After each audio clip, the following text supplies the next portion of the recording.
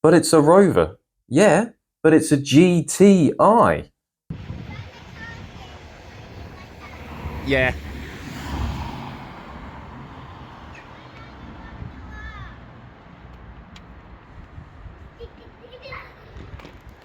Stay there, please. Oh. I'm sure you can see from that lovely budget intro that I'm rocking around in a Rover 25. Not just any 25, it's a 25 GTI in a lovely shade of red and a bit of pink because it's been bleached by the sun, mainly because it's had a little bit of a hard life. I'm owner number 19 out of it.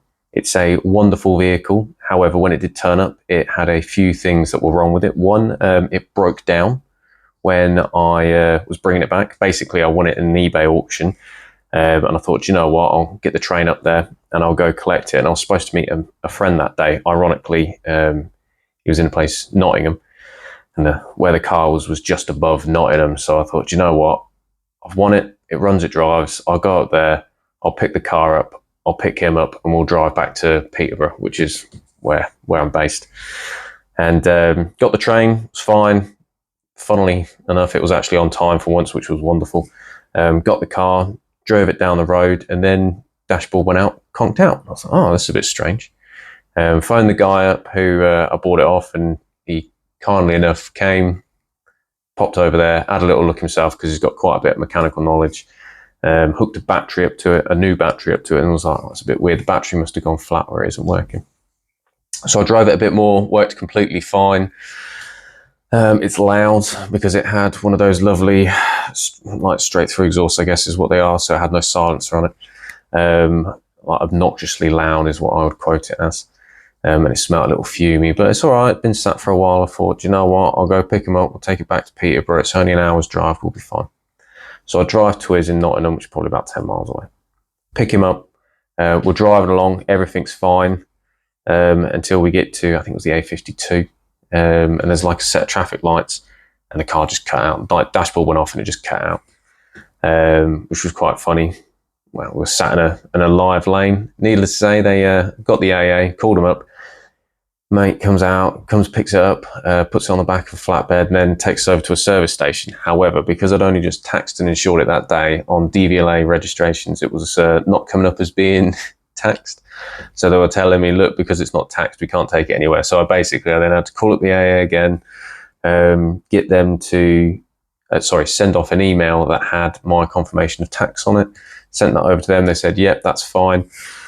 Got in the car and then, got in the flatbed, and then they drove it back off, took it to Peterborough just outside mine, and rolled it off. Contacted the guy I bought it off because I bought it on the assumption that it was, running and driving. And I know it's an eBay auction, and it's one of those ones where, because it's between person to person, there is no comeback, there is no dealer, there is no warranty. I get that. And I did say to him, I was like, look, it wasn't exactly as advertised. It broke down. I've had to do this. Is there anything you can do with it? He goes, did they say what was wrong with it? I said, yep, it's the alternator. It's not charging the vehicle. And he didn't have to do this, but what he decided to do was send me out a new alternator for it. So got that hooked up, fitted in, jumped the battery, and away it goes. It runs and drives, no problem whatsoever. A couple of the things we changed was on the back of the VVC unit, because it's got the 1.8, 143 brake horsepower VVC. It just had one of those filters that's just attached to it, so it was missing the original MG Rover air box. So got that taken off. There was just like a pipe that ran up to the filter from where the cold air intake was. Got rid of that. Bought a proper MG Rover filter. Plugged all of that back in. I also noticed that whenever you turn the car on, the fan just kicked in because, they get hot, I guess. However, upon inspection, I was like, hang on a minute, whenever you turn it on, the fan always comes on. So I had a little look around the engine bay, and I realized that there's like a coolant sensor, not the thermostat, just a coolant sensor that sits just on like a block with inside an elbow inside the block, and it just wasn't connected. Not as in it was unplugged. There was a plug attached to the back of it, but the wires had been damaged, and then the plug itself was damaged. So I ordered a new plug, crimped the wires in, just to give it a test to make sure it worked, plugged it in, and then when I turned the engine on, instead of the fan just kicking in immediately, which was making it run slightly lean and gave it that bit of a fuely lean smell, it didn't. Then that way it knew, oh, it's not overheating, it needs to get up to temperature first. So the fuel air mixture, I guess, was adjusted for the right temperature, which was step one, as well as changing that airbox to making it smell less rich, which was quite good. A few of the other things, it had a slow puncture, so I got the slow puncture sorted out. That was a lovely trip to Halfords. I did want to change the brakes myself, because it didn't fill me with much confidence, because it seemed to be that whenever you put your foot on the brake, it was a little bit of a nothing, not really that much. I figured because it's a safety item and I've not really played around with brakes before, instead of flexing the man card, I might as well go speak to the individuals that know what they're doing. And so I contacted Halfords. I use them. It's just like a common garage in the UK. I'm sure everybody knows what they are. Yeah, they charge a little bit more than the man up the road, but they're warranted, pads for life, blah, blah, blah.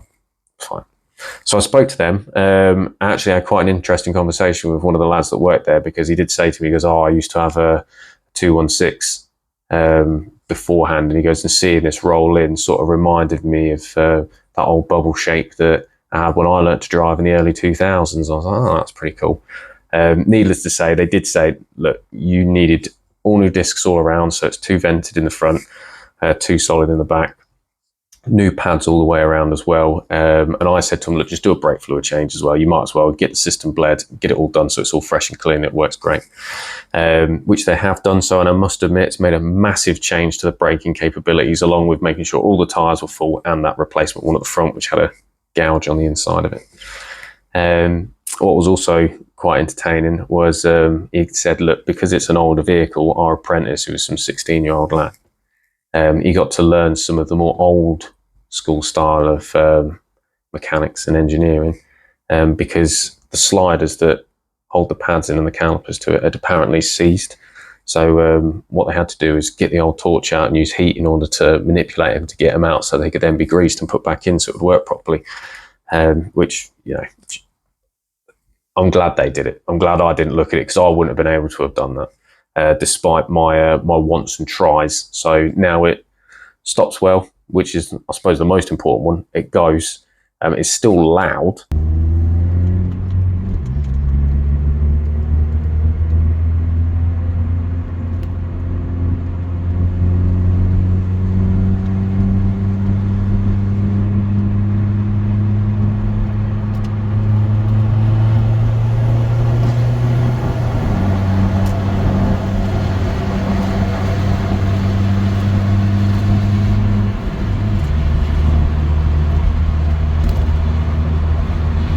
With the car, I actually managed to get it was an MG ZR silencer for the center part of the exhaust, and then its back box with the twin pipes, whereas at the moment I've got, like I say, essentially just a straight pipe to a gutted back box with a big old 3-inch can on the back of it.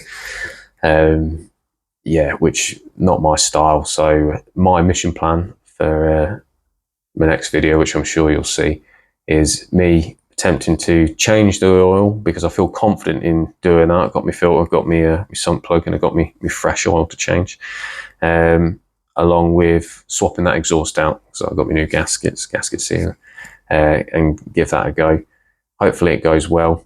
If not, it will probably still be loud, because it will be leaking exhaust all over the place. But at least, you know, give it a shot. If you do want to see a little bit more about this and how I shape and update this vehicle and hopefully make it look new, not new, but, you know, pristine's the wrong word again, presentable to a level that, you know what, I wouldn't feel unusual or embarrassed to drive it. To be honest with you, I'm not embarrassed to drive it anyway. I love it. It's mental. It's super fun using a naturally aspirated vehicle. And yeah, there's just something about it that reminds me of driving when I was a lot younger, because it just seems so much more, I don't know, it just seems so much more connected to the road. I think that's a very cheesy way of putting things, particularly being as it's a Rover 25. It's not like some Lotus Elize or some cool sports car. It's just an everyman's budget hot hatch, forgotten hot hatch as such. Yeah. Anyway, if you want to see some more, like and subscribe. I'd really appreciate it. Let's have a look at the comprehensive report that I managed to get for the Rover itself. I'm going to zoom in. So as you can see, Rover 25 GTI 16 valve 2000 reg. All the critical checks were done. No outstanding finance, not stolen, no record or write-off, no record of import or export, valid MOT, and no SORN status. So let's have a little look at the current valuations. So on the forecourt, this should be worth £580. I feel like this is a little bit of a pre-COVID price detail that we've got here. We've got the private amount, trade-in estimations, auction estimations. Price when new, 13 grand. I don't even think you can buy a Dacia for that price now. And then the value history, so it looks like at its last statement in September 2024, it was worth around about £580. You know, a nice little graph here showing how the value has gone up and down. A couple of plate changes have been done to the vehicle. 17 previous keepers. That means I'm keeper number 18. Let's say it's lucky 18. Engine number details on there. Plate changes. So at some point it had the plate H4AXC, whatever that is. Fuel efficiency, so combined 37.7, extra urban 48.7, urban cold 27.2. I'm assuming urban cold is knocking around the house. Knocking around the house, what we're talking about, knocking around the streets locally. When this was done, it was SORN. It's not now, so it's fully road taxed. Oh, manufactured 18th of August 2000, and the registration was the same. And then we've got a couple mileage records on here as well, starting from 2005 from that MOT. So starting at 22,000 all the way up to the last MOT, which was 91,871. It's a bit higher than that now. What else have we got on here? Change over time. Okay, the amount of money it was worth to what it is now. The current colour, red, we know that. Model setup came out on the 1st of November 99. Vehicle body dimensions. Wow. This car is tiny in comparison to modern vehicles now. Engine number again, max speed, acceleration, 0 to 62 in 8 seconds. We'll have to give that a test, won't we? CO2 emissions, 178 grams. Peak power at 6,750 RPM. Look at the torques. Look at the torques. Bore size, gear valves. Oh, and then we've just got MOT status and history, which I think out of the 6 pages worth of report, 1, 2, 3, 4, 5, and then the last one, 6, just gives you MOT data. But yeah, quite a comprehensive list. I think I only paid around about £4 for this, and it just does the basic checks on the vehicle itself, which I did beforehand just to make sure that for the main ones it wasn't stolen and it hadn't been written off previously before. But yeah, thank you very much guys for taking the opportunity to watch my video. If you liked it, please click the like button. Please give me a subscribe, because that will motivate me to produce more content on this. And by all means, drop a comment. You want to put some information on there. If there's something interesting you think I should do, then let me know. If it's within my power, I'll give it a shot. Thank you very much guys, I appreciate it, and enjoy the next one.